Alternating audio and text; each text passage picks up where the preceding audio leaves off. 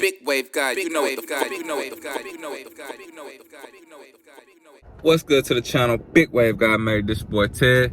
Hit that like button, hit that sub button, and follow me on IG at Big Wave God so y'all can send me anything y'all want me to react to, man. Now I'm fresh out the gym, man, and I just seen, you know what I'm saying, LL Cool J going off on the boy Akademiks. Not even really going off, but just addressing some things Akademiks said, calling, you know what I'm saying, basically the pioneers of hip hop dusty. You know what I'm saying? We know act like to use them little trigger words, you feel me? LL wasn't feeling it.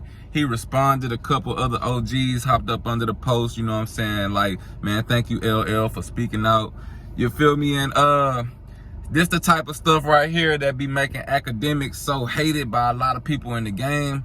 But of course we know he got such a young audience in the hold on, you know, the younger generation, that of course he not going nowhere, you know what I'm saying, at least no time soon. But just him speaking on, like, using the word for OGs of hip hop dusty, using that word, bro, that's ultra disrespectful, you know what I'm saying? And then of course we know you ain't talking about LL Cool J, even though he the one who took it upon himself to respond. We know you ain't talking about LL because he got more money than a lot of people, you feel me, especially Akademiks. But, you know, I know it rubbed a lot of people the wrong way. And Akademiks went ahead and explained what he actually meant by it, you feel me? He actually went ahead and said that he wasn't talking about, like, dusty as far as, like, they broke or whatever. But he's saying that he don't want to listen to the old school pioneers or whatever. People that's just not time already passed, basically. Criticize the younger rappers and how they coming up, you know what I'm saying, like via Instagram, via YouTube, via TikTok. You know, a lot of TikTok rappers get a lot of slander sometimes. So he just like, man, how could y'all be so judgmental on the younger generation whenever all you guys, black people who started hip hop, y'all all was signed to white people, you feel me? And now all these newer artists are signing to the Atlantics, to the Def Jams, to the Interscopes. He even used the example of, he said something to Meek Mill about, like, you should be signing rappers. Nigga, Meek Mill been signing rappers, bro. Everybody ain't gonna make it and everybody's not gonna be a boss. You can't hold a whole old school generation accountable for the way that business is going, bro. Like, you can become a boss so easy these days because of all these different streams, all these different avenues for revenue, you feel me? A new age artist can literally blow up on Twitch from gaming, blow up on YouTube from reaction videos, blow up on Instagram, nigga, blow up on TikTok, Snapchat, bro. They didn't have none of that shit back in the day, nigga. You had to really go and make your own goddamn tape or vinyl, whatever the fuck they was using, and fucking bring that shit around to every little label in the city, bro.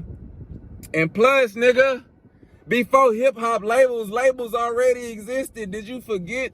It was Motown and shit in the 50s and all these other different labels, they been putting out music. Record labels did not start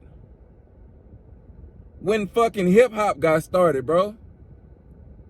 Now, I get what you saying, like the originator should own all the big hip-hop labels, but that's not the case because labels had already been around, so they already had a goddamn monopoly on the market share. That shit is ridiculous, you know what I'm saying? What you said, just, now that I thought about that, that don't even make sense, bro. Because when people start rapping, guess what they did? They followed the same route that the goddamn groups was following. They made their shit and they took it to the record labels that already existed, bro. Come on, Act. That shit ain't make no sense, man. Even your comeback ain't make no sense. But I understand what you're trying to say, but nah, man, it ain't on them in 2022, 2023. If a nigga signing a bad contract, it's because it's his first contract, it's because that nigga dumb, or it's because he just wanted to advance and some quick money and to get on and get in the industry, you feel me? It ain't no OG fault, bro. We been talking about this for the last goddamn 15 years about being more independent in music, man. I get what he's saying now. The first video when he was saying they dusty, that was out of line, you feel me? Like I said, bad choice of words, but I understand what he's saying at the same time, because it's like, dang, like, you know, some of the most of the founding fathers, like, they should have their own record labels. They should be the ones out here signing new people. But what Akademiks is failing to realize is a lot of those people from back then, they do have labels, you feel me? They did help bring a lot more people to the game. He acting like people just never did nothing after their careers. And like he said, he's saying that they got their bags and dipped, you feel me? It's like he wants everybody to have their own business and successful label. Now, we all know this is reality in this real life, man. Everybody ain't meant to be a boss. So a lot of people who probably started rapping back in the 80s, some of them started their labels, some of them didn't work out. Some people kept it going, like people like Russell Simmons and all that. I don't know exactly what year they came into it, you feel me?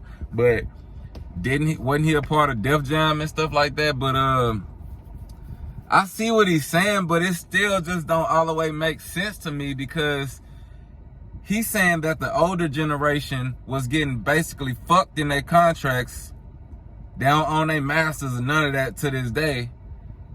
And saying that they shouldn't judge the new age on their deals, because he's saying the old school is basically the reason why the new school people was getting fucked. Now, in my eyes, if you a new school rapper and you didn't, all right, it's 2020, so you done watched about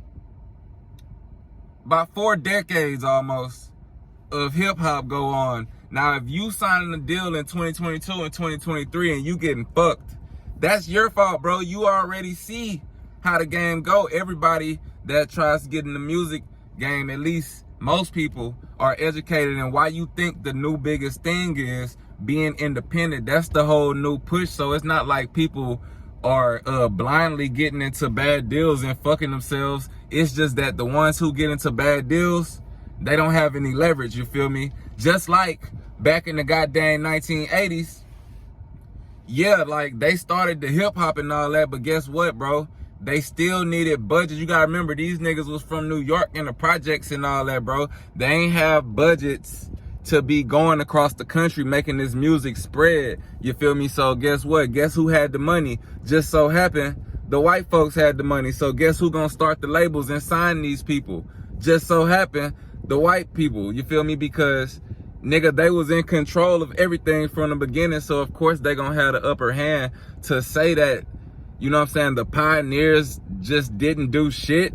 Like he said they had an impact on the music and the culture, but as far as business wise, bro, like the first rappers, what could they do besides get into that contract if they wanted their music to spread, bro? I feel like if they would have never did that, maybe it would have never been as big as it got, you feel me? Now, eventually hip hop was gonna be big regardless, you know what I'm saying? But that shit probably just gave it a boost. Like, I don't know, I can't speak on it really because I wasn't there back then. I can only give my opinion on what I think went down. And I do think a lot of the pioneers was trying to start their own labels and signing younger cats. But guess what, bro? It's business, and everybody, it's not gonna always work out. So everybody label not gonna work out. Some labels stayed around. I'm sure some labels just fizzled out, you feel me? And that's just what it is. But I get what Ak's saying, but nah, bro. I read the comments on that little video I just watched, man. Like, they not feeling the Ak. They feel like you should just apologize on what you said, calling them niggas dusty and all that, and just kept it moving, bro, because you really trying to, you called them niggas dusty, and we all know what dusty really mean. But now that LL Cool J and a bunch of the other OGs coming out and speaking, you want to go back and say you talking about business-wise, bro. If a nigga in 2023 is signing a bad contract, it's not the OG's fault, bro. This shit has been the talk. Going independent has been the talk the whole 2010s and the 2020s, you feel me? It especially got big around 2015, 2016 when Chance the Rapper and all these niggas was blowing up. So at this point, niggas is signing bad deals because they either have no leverage or they have no fan bases and the label just want to sign you. You know what I'm saying, bro? If you independent and you got a huge fan base, you can get into a good deal. And plus, they always say an artist's first deal is his worst deal.